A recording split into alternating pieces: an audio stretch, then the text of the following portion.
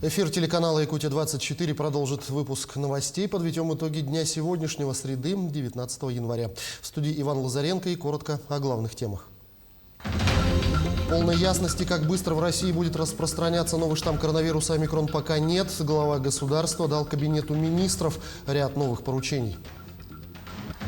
Министр природных ресурсов России Александр Козлов прибыл с рабочим визитом в столицу региона. Якутия получит дополнительные деньги на берегоукрепительные работы и борьбу с лесными пожарами. Жители целого микрорайона замерзают в Ленске. Люди вынуждены обогревать свои квартиры дополнительно тепловыми приборами. Специальный показ победителя 37-го Варшавского международного кинофестиваля фильма «Ит» якутских режиссеров Степана Бурнашова и Дмитрия Давыдова состоялся в Москве. В какие свойства святой крещенской воды верят горожане и как характеризует святую воду сам владыка?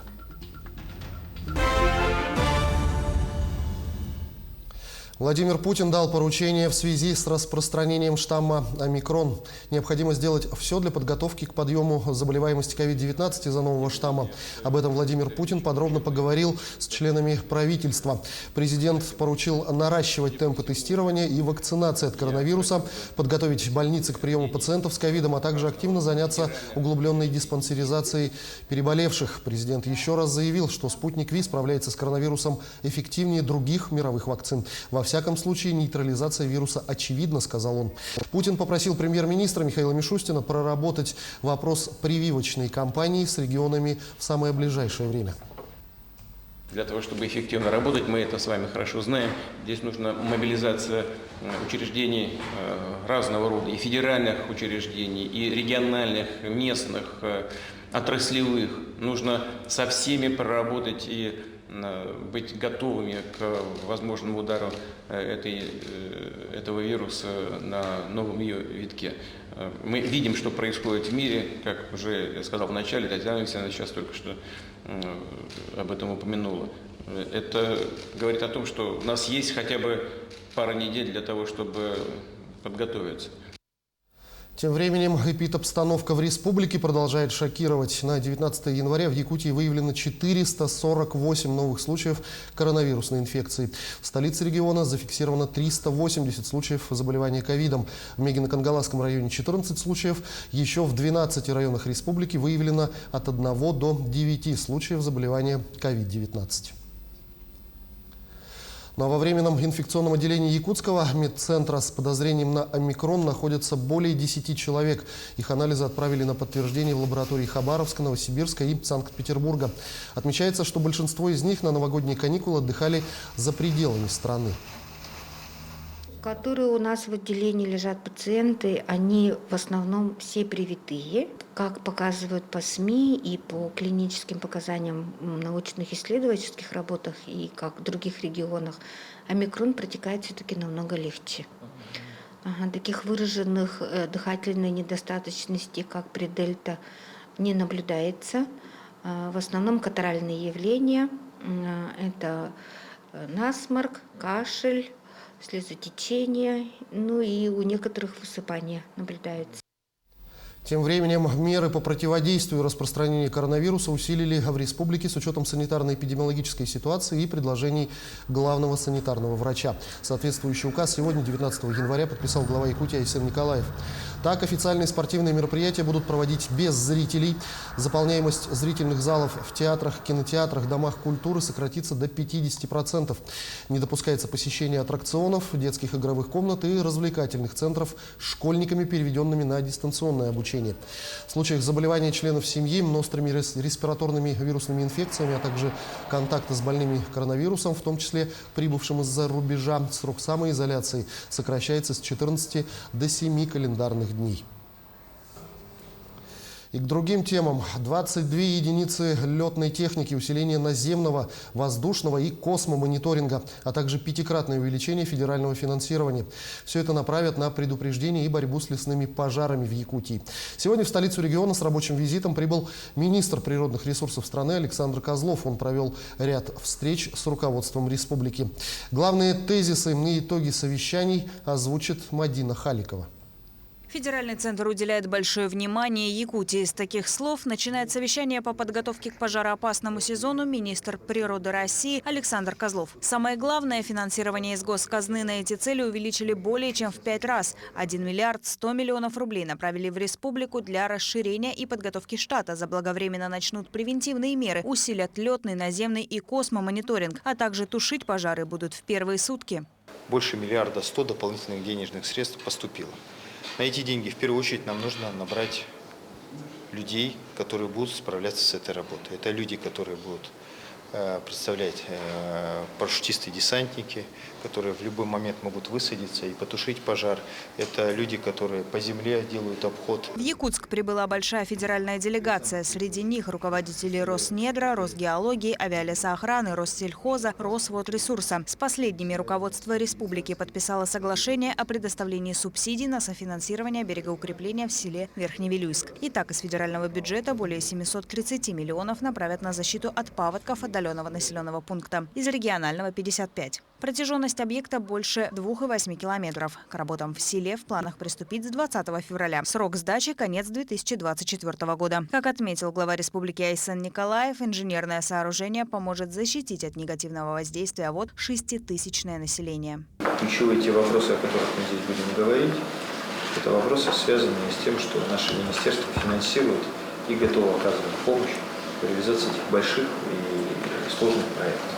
Александр Козлов подчеркнул, что Якутия – регион перспективный. Сейчас в повестке правительства появился новый федеральный проект «Геология. Возрождение легенды». Он поможет, в частности, изучить площади для лицензирования твердых полезных ископаемых и углеводородов. Общий объем финансирования проекта чуть менее 4,5 миллиардов на 3 года. И, конечно, возобновление минерально-сырьевой базы для нас крайне важно. Мы понимаем, что здесь, благодаря решениям, которые приняты на федеральном уровне, сегодня уже началось движение по более активному геологическому изучению Якутии, в том числе и в Арктике. Александр Александрович назвал сумму 4 миллиарда на 3 года по республике. И это 40% всех средств, которые выделены по стране как раз вот в рамках дополнительных средств, выделенных на реализацию программ по геологии. Из 23 площадей по стране 7 находятся в Якутии. Ожидают, что бюджетная эффективность проекта будет более 104 миллиардов рублей. Мадина Халикова, Григорий Охлопков, Якутск.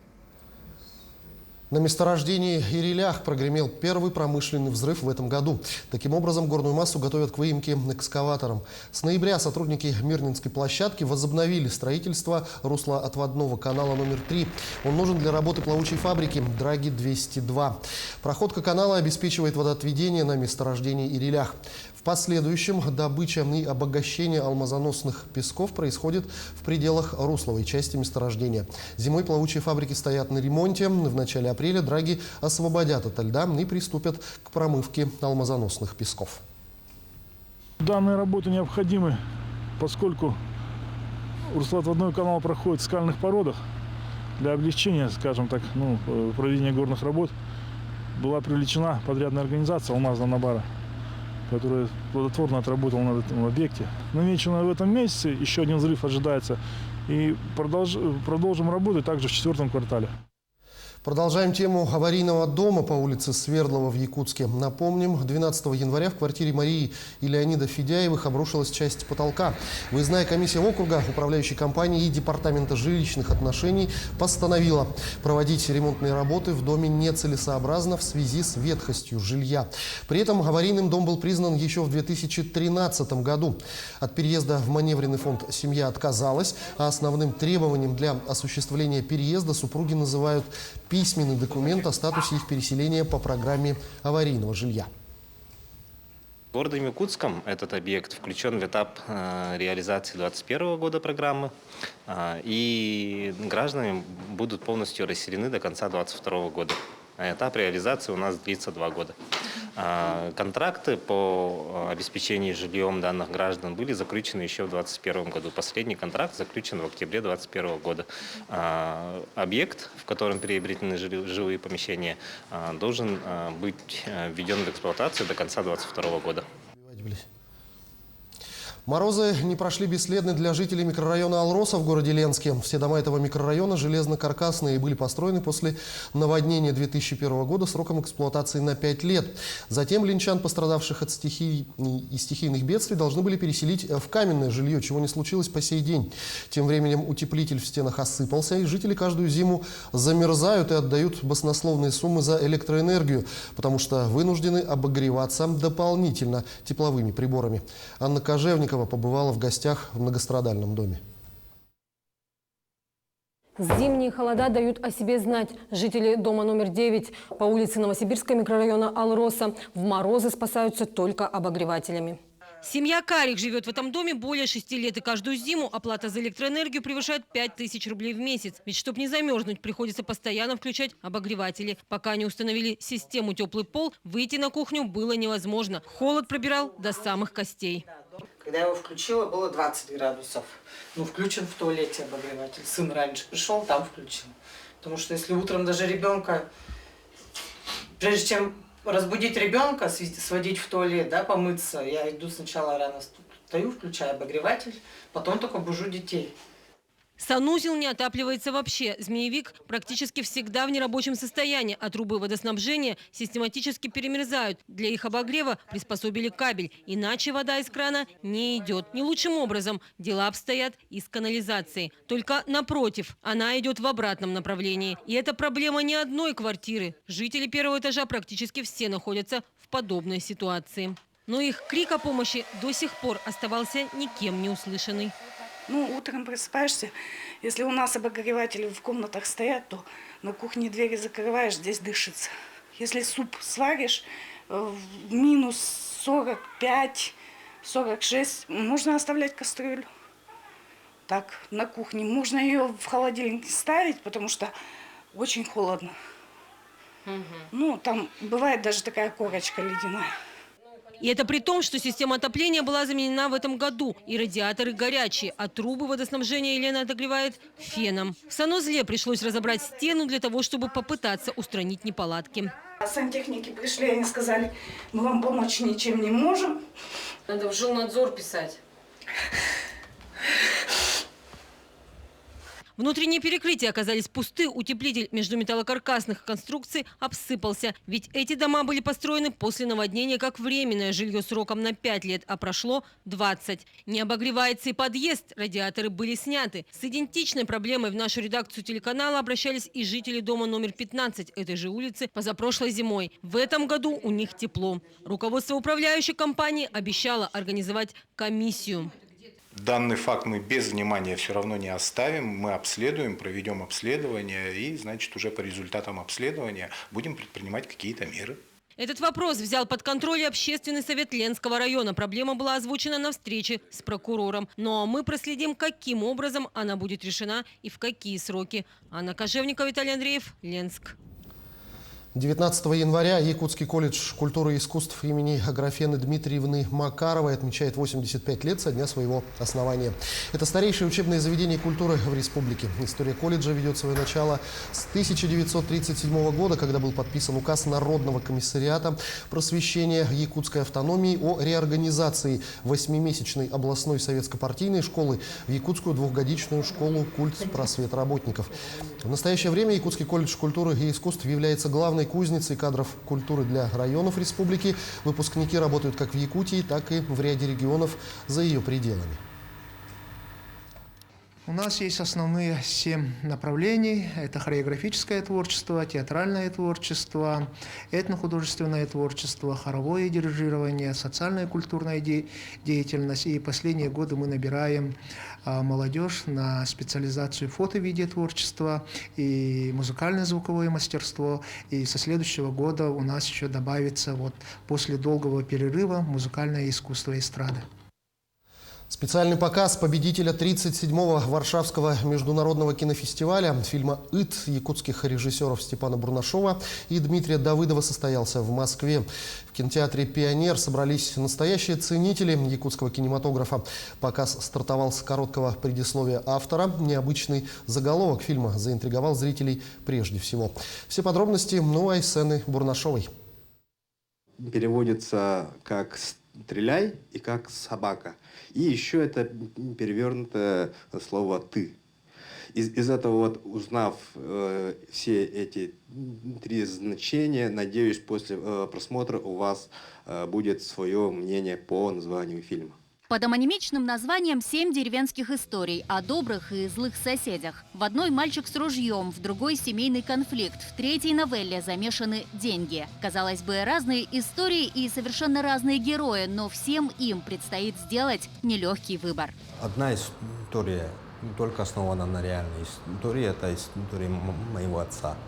А все остальные это какие-то собирательные образы, которые с годами у нас скопились в головах, и вот они вылились в эти истории. Но они не основаны на конкретных реальных событиях. На сценарий режиссеры потратили 3 дня, на съемки 2 недели. Постпродакшн занял почти год. Кстати, ленту снимали во время локдауна для души, поэтому и фильм получился таким настоящим. 2 режиссера и 7 историй. Какую из них снял Степан Бурнашов, а какую Дмитрий Давыдов, еще предстоит разгадать зрителям. Хочу облегчить зрителям задачу. Первый фильм мы снимали вместе, а остальные 6 мы снимали по очереди. И вот уже, наверное, многим будет интересно угадать, какой из них мой, а какой из них фильмы Димы. Киноальманах по принципу чеховского ружья. Режиссеры целились в самое сердце и не промахнулись. Впереди очередные показы в Москве и выход в интернет-кинотеатры. Феноменальное якутское кино вновь удивило. Теперь же кинокритики и зрители, затаив дыхание, ожидают новых проектов от Бурнашова и Давыдова. Мне на самом деле этот союз интересен еще и тем, что мы же очень давно все ждем якутского сериала, потому что все уже говорят о том, что якутское кино спасло всеобщее российское кино, а вот сериалы пока никто не спас. И как раз многофигурные композиции и огромное количество героев, несколько режиссеров — это то, что может быть зачином для создания многосерийной истории. Вот, поэтому интересно было. Айсена Бурнашова, Виктор Олесов, Москва. Якутские всадники продолжили свой конный поход. Напомним, путешественники Мичил Неустроев и Дугуйдан Винокуров едут на конях с полюса холода. Главная цель – рассказать про якутскую породу лошадей и культурные национальные традиции народов республики. Отметим, что в преддверии Нового года всадники добрались до столицы Приангария, преодолев более 4500 километров. Путешественники планируют дойти до Москвы, чтобы встретить там якутский праздник лета, большой эсэх, посвященный столетию автономии республики. 18 и 19 января православные верующие празднуют крещенский сочельник и крещение Господне. В эти дни христиане вспоминают евангельские события, набирают святую воду и совершают крещенские купания. В какие свойства воды верят горожане и как характеризует святую воду сам владыка, узнавала Марфирина Алексеева. Христиане верят, что освященная вода обладает целебными свойствами и несет в себе Божью благодать. Ежегодно за святой водой жители столицы ездят не только на купели, но и набирают ее прямо в церквях, где для верующих всегда ставят специальные емкости. Как вы думаете, какими свойствами обладает? Для чего вообще набираете воду? Она целебная, лечит и чистая. Целебная, умываемся по утрам. Можно жилище брызгать. А были какие-то случаи, когда вот она действительно помогла, и вы это ощутили? Ну, конечно, это же постоянно какой-то прилив силы, укрепление же сил духовных, душевных и телесных она дается. Вот. Ну и, естественно, если вы исповедались, все, причастились и в оставлении грехов. Даже наука не может объяснить этого свойства воды. Она, как сказать, на то она и святая, что необъяснимо, насколько она сильна. При вере, конечно. Водой можно окропить свое жилище, продукты питания, растения и даже домашних животных. Можно также умываться святой водой. Но рекомендуется делать это нечасто. Нужно набрать немного воды в ладони и протереть лицо. Считается, что освященная вода хранится весь год и не портится, поэтому многие даже пьют ее.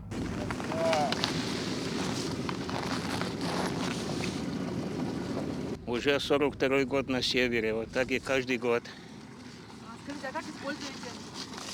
Пью потихоньку. На протяжении какого времени удается выпить? Не портится? Нет, у меня не было такого. Так что попробуйте. Вода становится источником благодати, источником силы Божией, благословляющей, освящающей все, что вокруг нас. Этой святой водой мы в течение года начинаем свой день вкушением этой воды святой. Этой святой водой мы пользуемся в дни болезней и в дни напасти. Этой святой водой мы окропляем свои жилища и верим, что через эту святыню Господь укрепит нас, дарует нам силы. Помимо забора святой воды, в эти дни христиане вспоминают евангельские события и совершают крещенские купания. В Якутске действуют 2 купели. За безопасностью следят сотрудники службы спасения, полиции и скорой помощи. В условиях пандемии палатки оборудованы рециркуляторами, и при входе в купальню у всех приходящих измеряют температуру. Правда, как отмечают сотрудники МЧС, в этом году из-за эпидемиологической ситуации поток горожан заметно сократился. Марферина Алексеева, Семен Семенов, Якутск. Крещение или богоявление – праздник, установленный в памяти крещения Иисуса Христа пророком Иоанном Предтечей. Подробнее об этой традиции расскажет Ирина Кичигина. Богоявлением этот праздник именуется, потому что при крещении Спасителя людям открылась великая тайна Святой Троицы. С этого момента началось открытое служение Иисуса Христа делу спасения человеческого рода, о чем вспоминает Церковь во время праздника. В этот день традиционно совершаются 2 литургии – раннее в 6 утра и позднее в половине 9. Люди, откладывая все дела, приходят в храм на службу. Для каждого христианина это очень большой праздник, и я думаю, что каждый христианин ждет этого праздника. Как сегодня не прийти? Сегодня такой большой, замечательный праздник. Вот поэтому я и пришла. Поздравляю всех с праздником, крещение, богоявление. Всем благ, всех желаю. По окончании литургии совершается великое освящение воды. Оно совершается накануне праздника и в сам день крещения. Чин великого освящения воды получил свое начало в Иерусалимской церкви. На Руси этот обряд совпадает с приходом морозов, оттого имеет особенность. Освящение воды в реках и водоемах совершается в специально сделанных прорубях, называемых Иорданию. В этом году в связи с эпидемиологической обстановкой у нас отменили купание. Но хочется сказать, что это не обязательный атрибут для каждого человека, что в первую очередь верующий человек в этот день должен прийти в храм, причаститься святых христовых тайн и побывать на молитве, на освящении воды. А купание в проруби – это древняя русская традиция. По православным канонам убеждение, что просто погружение человека в прорубь дает отпущение грехов, является суеверием. Прежде всего, искреннее покаяние, исповедь и причастие даруют верующим спасение. Ирина Кичигина, Вадим Барашков, Нерюнгри.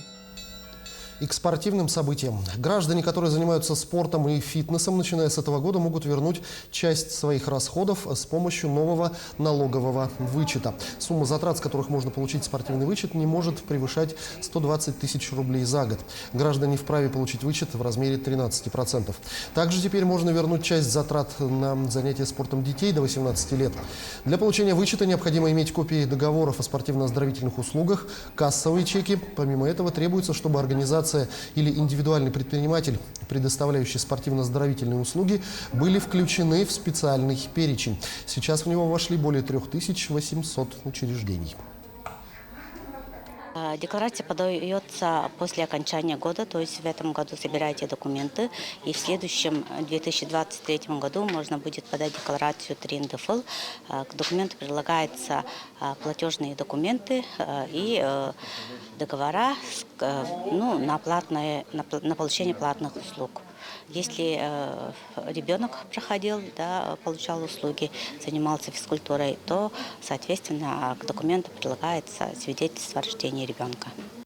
Якутянин Артем Соколов прибыл в расположение футбольного клуба «Крылья Советов». В данный момент команда проводит сборы в Турции. Самарский клуб еще официально не объявил о переходе Соколова из подмосковных «Химок», однако полузащитник уже был включен в заявку на товарищеский матч. В текущем сезоне 18-летний якутянин провел 12 матчей в российской премьер-лиге и отличился одной результативной передачей. «Крылья Советов» после 18 туров идут на 8-й строке, набрав 27 очков. новичков. Первую официальную игру за новую команду «Соколов» может провести 27 февраля. В этот день самарцы в рамках 19-го тура российской премьер-лиги в гостях сыграют с Ростовом. Якутские легионеры сборной Белоруссии Нарьян Тютрин и Нюргун Скрябин планируют выступить на международном турнире «Иван Ярыгин», который пройдет в Красноярске с 27 по 30 января. Оба якутских борца уже становились победителями Ярыгинского турнира. Нюргун Скрябин был чемпионом турнира в Красноярске в 2016 году, а Нарьян Тютрин является действующим победителем соревнований. На гран-при «Иван Ярыгин» также имеют путевки 7 борцов сборной из Якутии. Еще 3 ждут согласия на допуск от Федерации спортивной борьбы России. Что ж, такими мы увидели итоги сегодняшнего дня. На этом я с вами прощаюсь и до встречи в эфире.